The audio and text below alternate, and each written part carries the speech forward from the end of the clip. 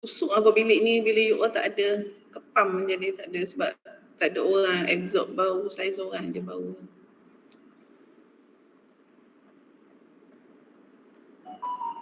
Aircon mau buka kot.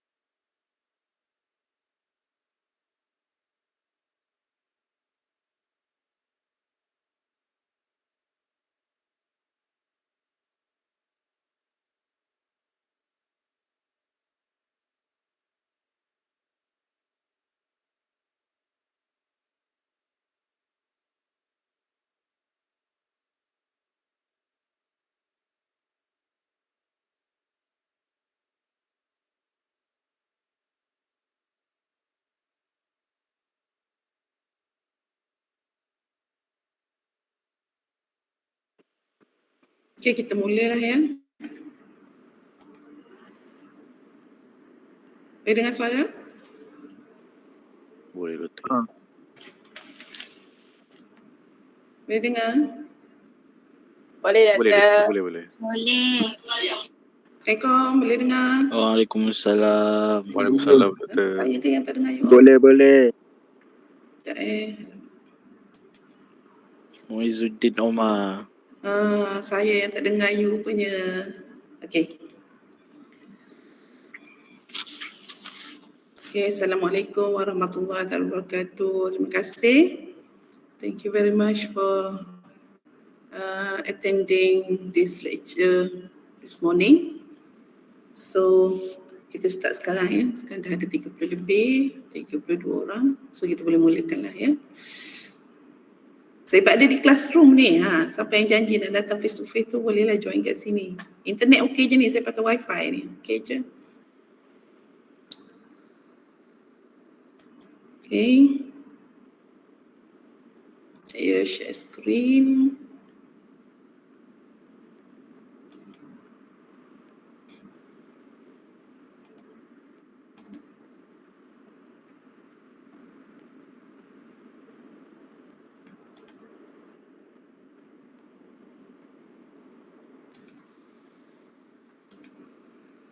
Alright.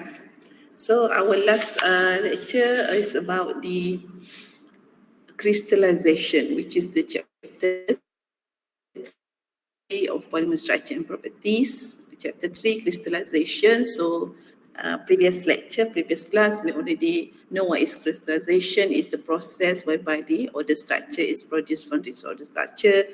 As we know that at least dalam polymer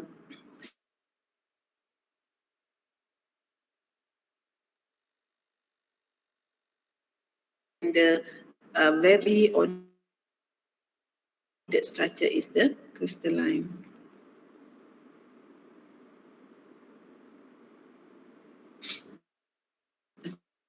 Okay, so the crystal is very the ability of polymer to undergo oxidation. So it depends on the several factor lah. So sekarang kita nak tengok the factor yang affecting tu. So last week kita dah tengok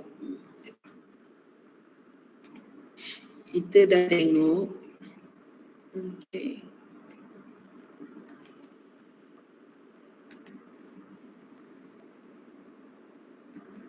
Okay, slide you tak berubah Berubah tak sekarang slide? Berubah.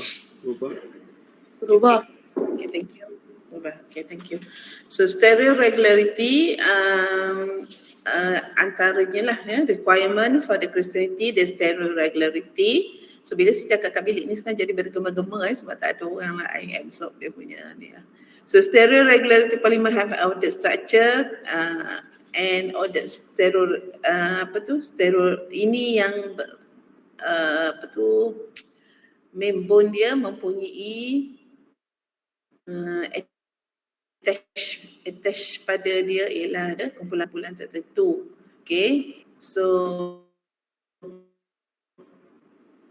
for example, the stereoregular polymer, dia have an ordered stereostructure, either isotactic or syntactic. Tapi dia ada juga yang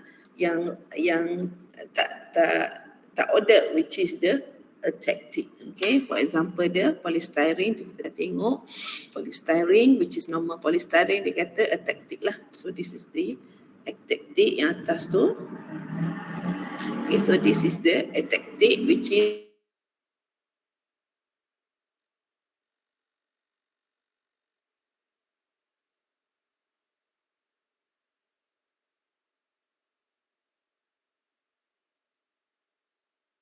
dia dan secara iso.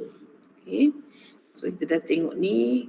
Dan kita tengok juga antara factors is the branching. Okay, branching juga akan mempengaruhi the crystallinity of the polymer. So kalau ada branch or side branch lagi, macam for example this LDPE, so this will prevent the main backbone ni daripada close packing. Okay. And then beside that we have the molecular weight. Because molecular weight is the lagi besar molecular weight means that the higher the molecular weight means that is the longer the polymer chain.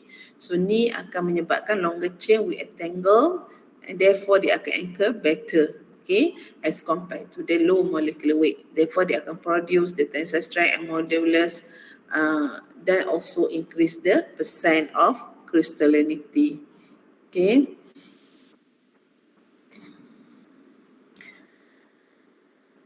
And then adanya pendant group, adanya small pendant group pada main structure of polymer chain. So the small pendant group akan crystallize more readily than the polymer with large and bulky pendant group.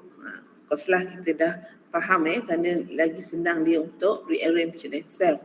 So untuk yang ni dibagi example the PVA and the PVA-C.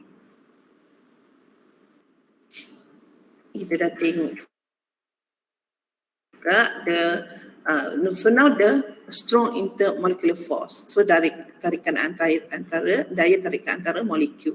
So intermolecular force can be big help in polymer crystallization.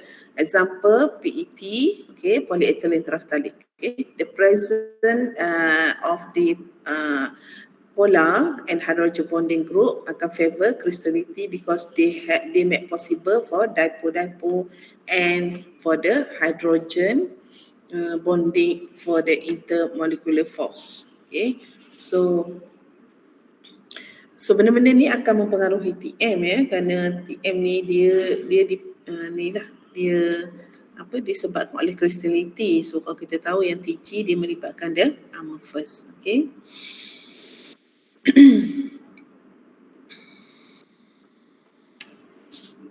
Okay, so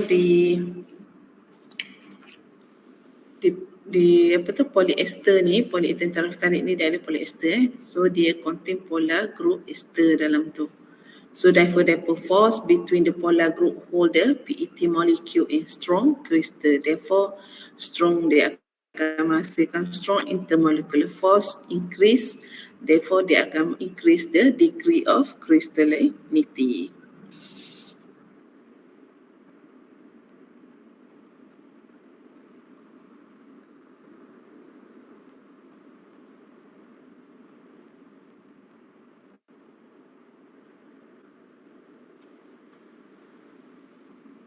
Okay, so next example is the nylon. Okay, so nylon, we can see that the polar amide group in the backbone chain. Okay, kita ada polar amide group dalam backbone dia.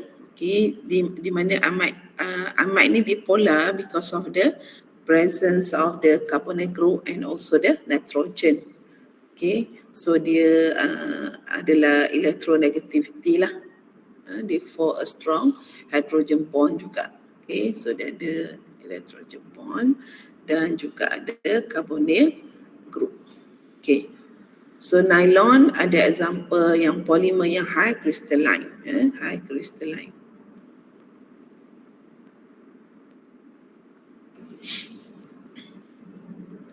Alright.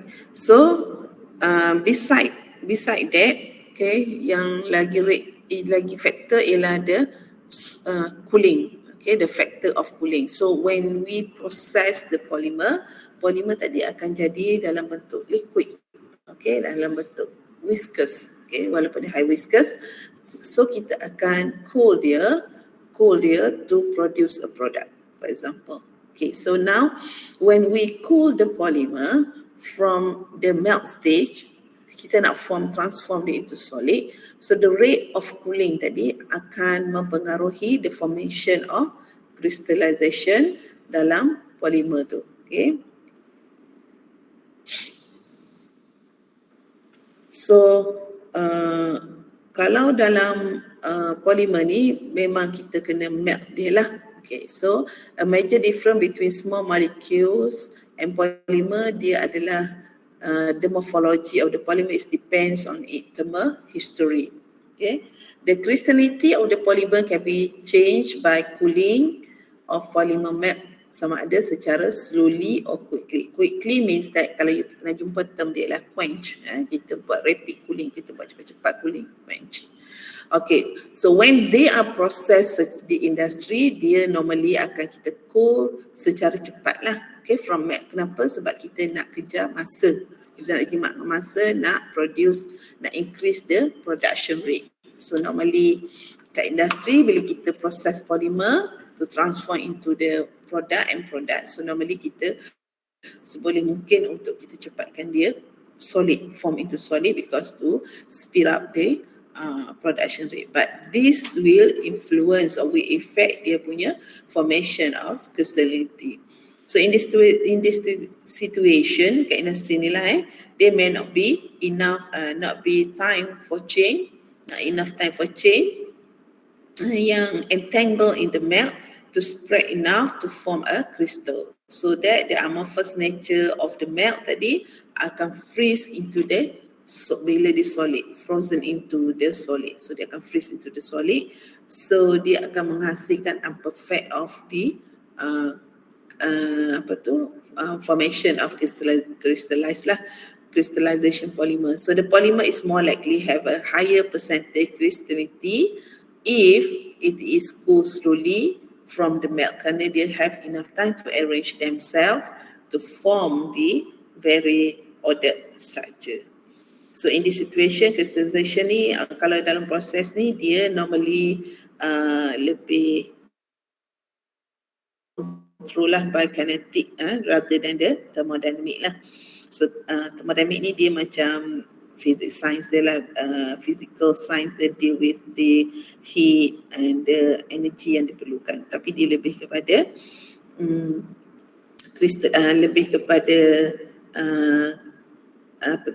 kinetic, maknanya sifat-sifat polymer itulah, chemistry of the polymer.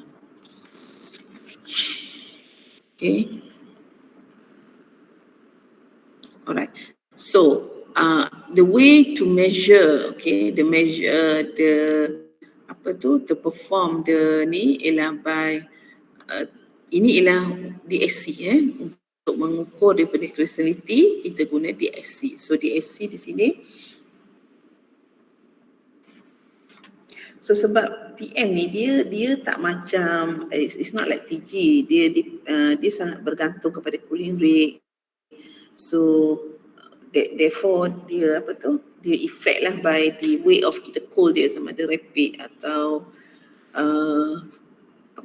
slow. Okay, sebab kalau TG dia hanya melibatkan the amorphous portion. Okay, kalau TM dia melibatkan crystalline.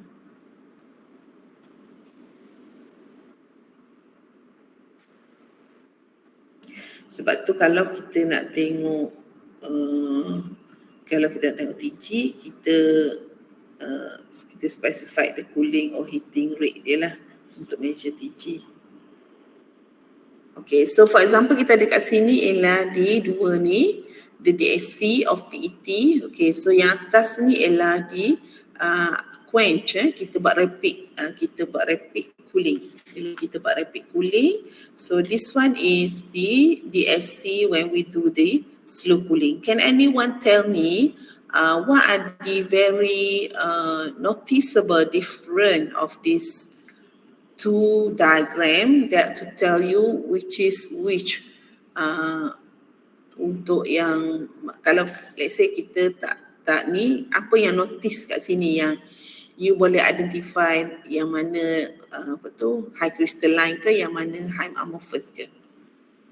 Boleh tak? Dan siapa boleh beritahu tak?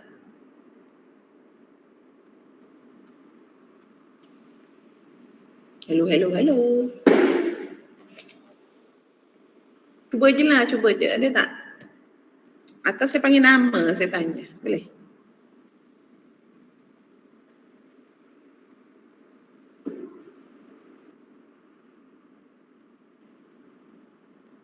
Okay, siapa boleh ni cuba jawab? Boleh dengar suara saya tak ni? Dengar. Ikutlah semua dah pergi ke dapur cari sarapan. Okay, cuba jawab soalan saya tadi. Cuba je, tak apa. Kalau you tengok these two diagram, apa yang you boleh cakap yang mana yang high crystalline atau yang mana high amorphous? You identify macam mana? Dah belajar pasal DSC kan? Kelas? Sebab DSC ni dia boleh detect TG, melting, crystallization. So kalau daripada dua ni ialah represent the PET. The first one on the top is the after quench cooling, means that we do the rapid cooling. Okay, so the second one, the bottom one is the DSC, which is kita scan untuk PET yang sama jenis after slow cooling. So kita obtain ni, kita buat slow cooling, kita obtain diagram ni lah peak yang terhasil kat sini. So when we do the quench, we have obtained this peak. So can anyone tell me how you identify the different of ni yang akan bagi you idea which is which yang high content of amorphous or which is yang mempunyai crystallinity yang tinggi?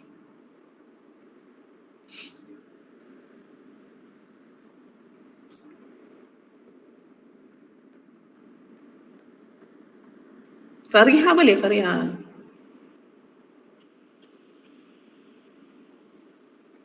Fariha ada tak? Saya doktor. Cuba Fariha jawab. Rasa-rasa Fariha macam mana? Kalau rasa saya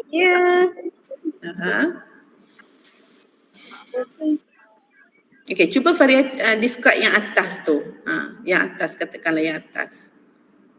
Berbanding dengan yang bawah lah, so describe yang atas. Yang quench tu. kalau yang quench cooling tu dia bermula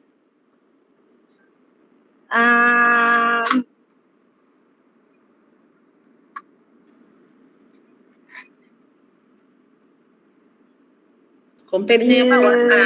So definitely kita kena compare dengan yang bawah lah.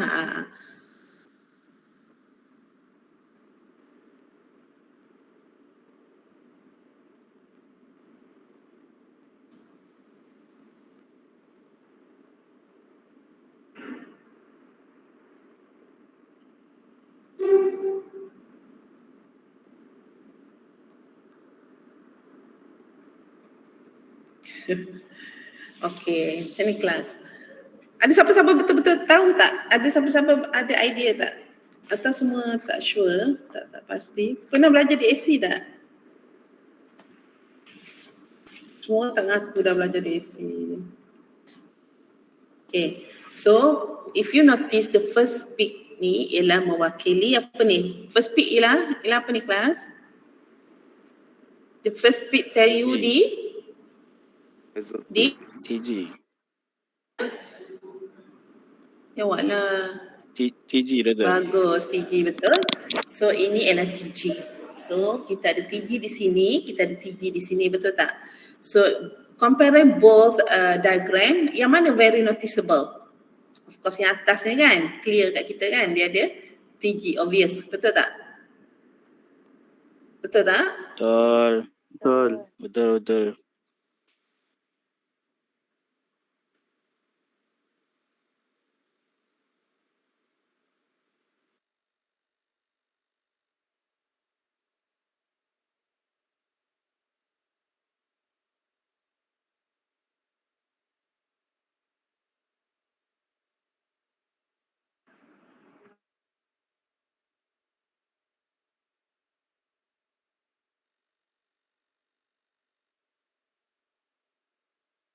TG itu menunjukkan material itu ialah mempunyai struktur apa yang lebih banyak.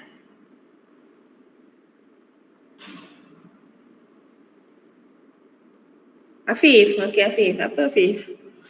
Ya, ya rata line tak clear tadi. Sekali lagi rata. Okey, so kalau macam ni, okey, first diagram yang atas ni kan yang saya tengah pusing-pusing bulatkan ni. So sini adalah TG. Ya. Okey, yang ni pun TG. Okay. So kalau you notice kat sini lagi noticeable kan dia punya pick up of TG. Sini tak clear sangat pick up of TG. Okay, so if the one that very noticeable, very well defined TG kat sini, apa indicating dia? Dia menunjukkan indicating significant of apa yang amount of apa yang banyak.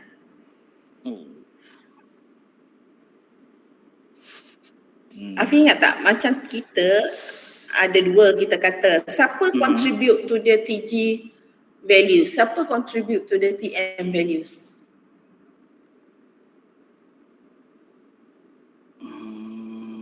Sap.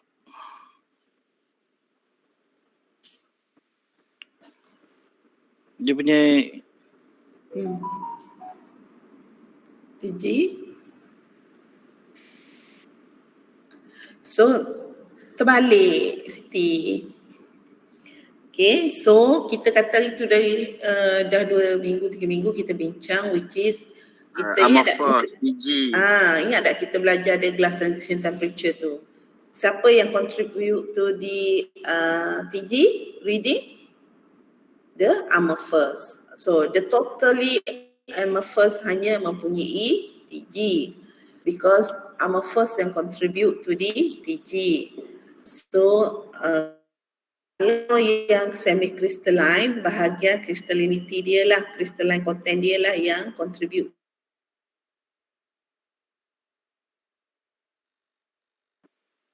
Tapi kita kata itu, for most of the polymer,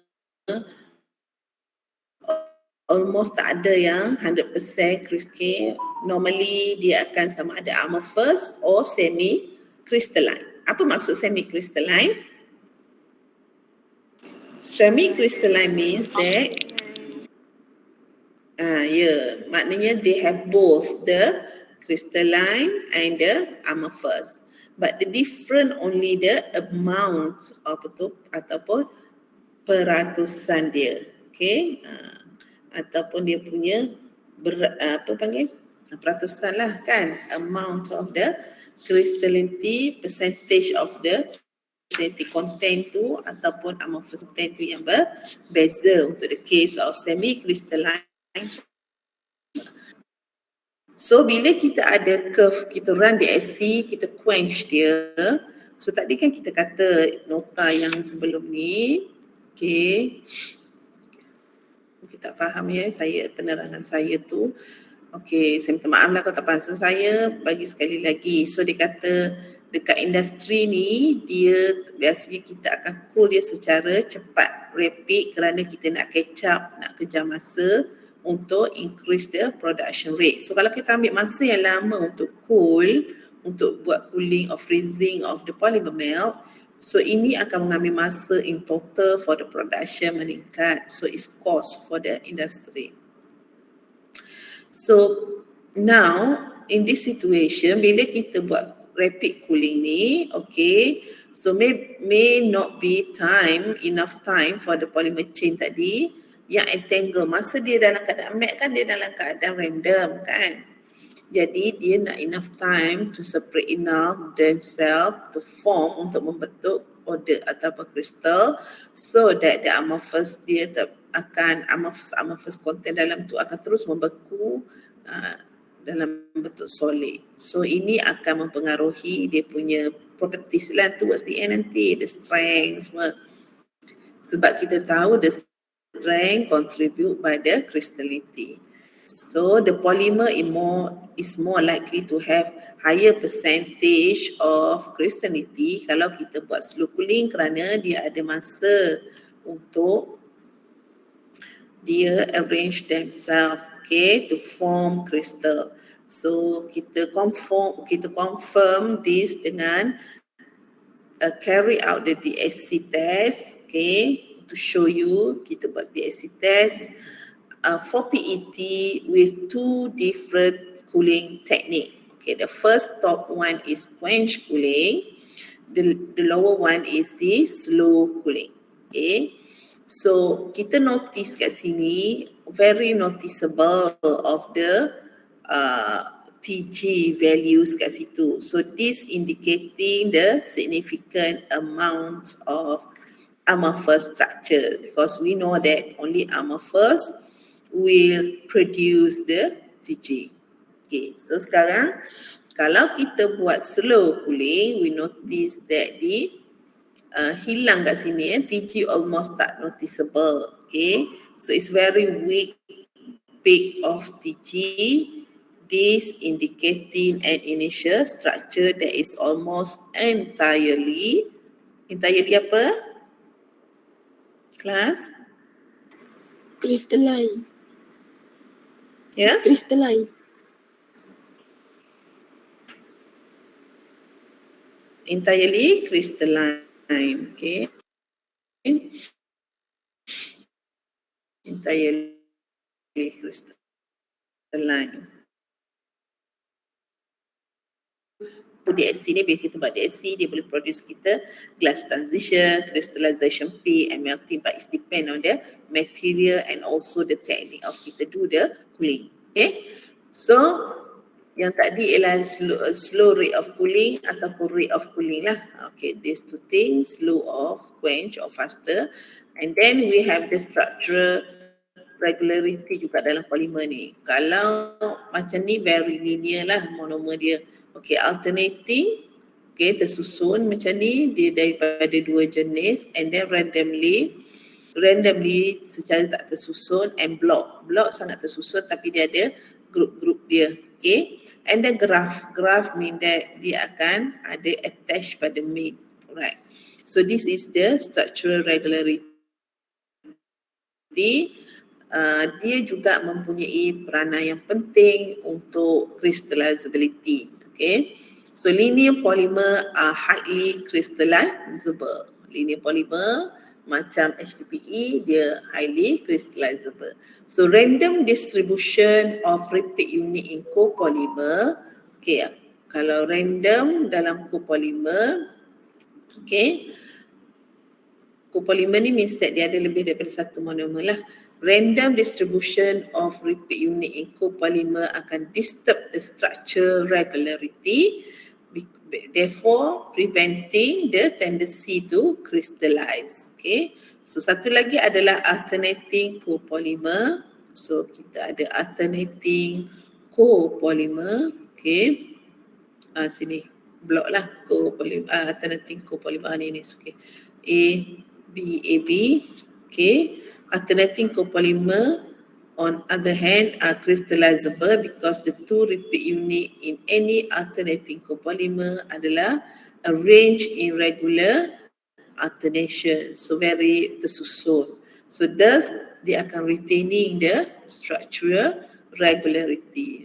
So kalau tersusun tu dia punya crystallinity dia tinggi lah, dia boleh crystallizable. Okay, so crystallinity in polyethylene terephthalate, okay, is also favored by the structural regularity of the benzene ring. So dia ada benzene ring dalam tu in the chain. So this benzene ring bila dia tersusun, dia akan stack together in orderly fashion. So bila kita polimer tu tersusun, so dia akan very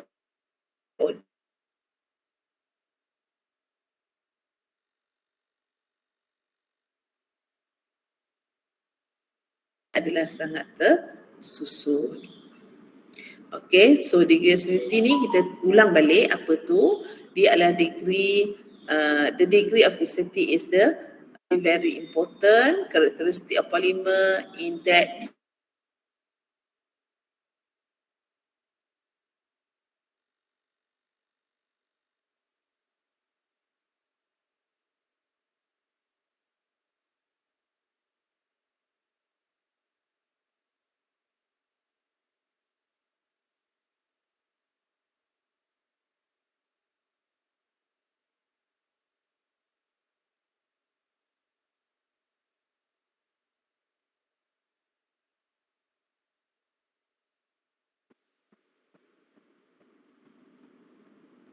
diorang dah keluar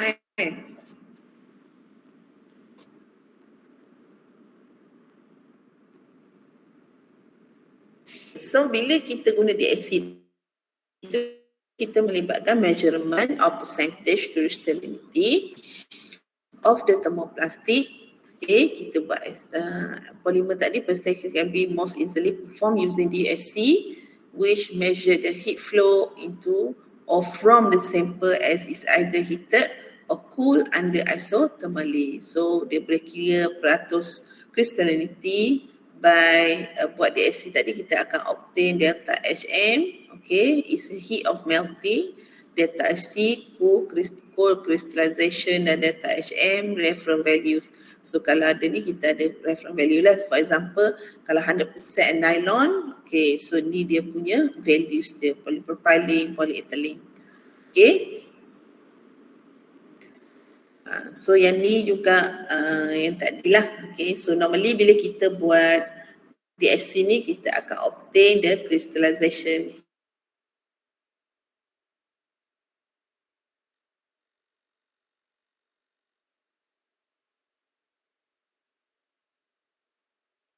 We have take a look secara conclusionnya, effect of crystallinity of the polymer properties. Okay, for example, clear tak clear, decrease, okay, with increasing the crystallinity. Okay, so the other way around, maknanya amorphous polymer are very transparent. So semi-crystalline polymer are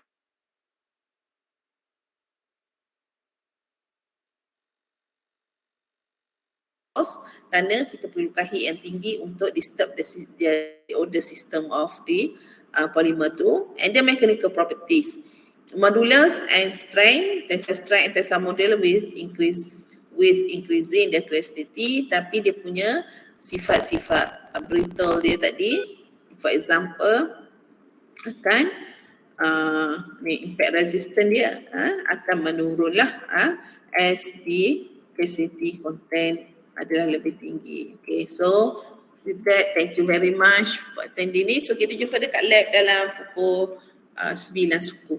9 suku, 9.20 macam tu. Okay, thank you very much. Assalamualaikum warahmatullahi wabarakatuh. Thank you, Doktor. Sama.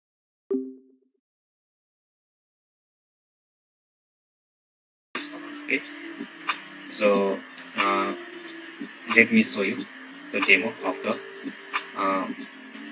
research papers of Bose-Einstein condensation and I. It opens like this, and there are so many papers, okay, including this topic of Bose-Einstein condensation. And for demo, I am going to download this paper, okay, this observation of Bose-Einstein condensation of molecules. If you click on it, then the interface will open like this, okay, or the website of the journals, okay. And this paper is published on the Physical Review Letters, okay, which is one of the